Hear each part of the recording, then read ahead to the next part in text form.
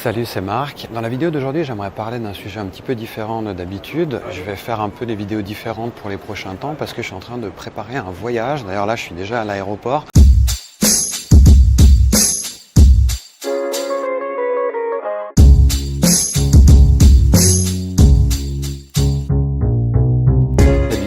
Une vidéo d'introduction dans laquelle je voudrais vous parler tout simplement d'un sujet qui intéresse surtout les gens qui ont déjà commencé à manger sans gluten, à faire un changement alimentaire.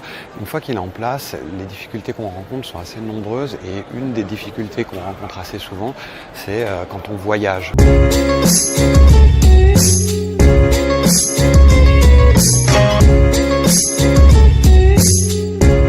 Du coup, moi ce que je voudrais faire, c'est au lieu de faire des vidéos comme je fais d'habitude où je donne pas mal d'explications, là j'aimerais plutôt aller dans le sens de l'illustration, de vous montrer un petit peu qu'est-ce qui se passe quand ça va pas, qu'on doit un petit peu jongler avec quelques contraintes ou avec beaucoup de contraintes.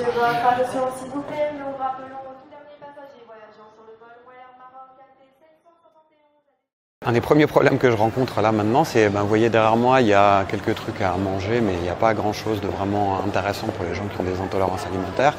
Et donc un des problèmes que je rencontre là pour mon voyage, c'est que dans la réservation du billet, j'ai pas eu la confirmation que je peux avoir un menu sans gluten.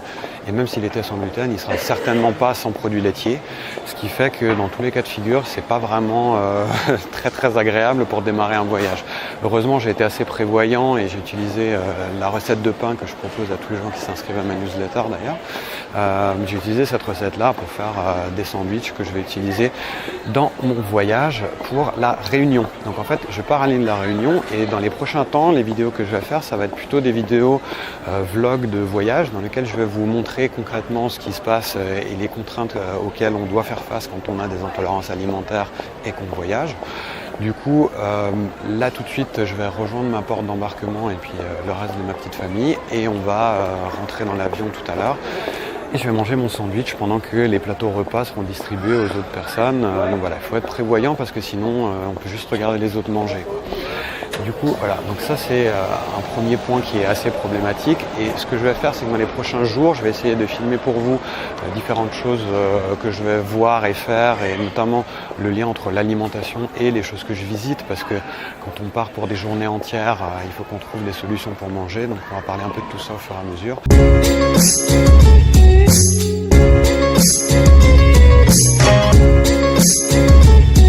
Donc si vous êtes intéressé de voir un petit peu concrètement comment ça se passe mon voyage, je vous invite à regarder les prochaines vidéos que je vais poster à partir d'aujourd'hui. Et puis sinon, d'ici une dizaine de jours, 2 semaines à peu près, on retrouvera le rythme habituel des vidéos et des formats que je propose habituellement. Et si vous êtes intéressé de récupérer la recette de pain que j'utilise pour mes fameux sandwichs que je vais ramener avec moi dans l'avion, je vous mets le lien dans la description et je vous invite à vous inscrire si ça vous intéresse d'en savoir plus. Voilà.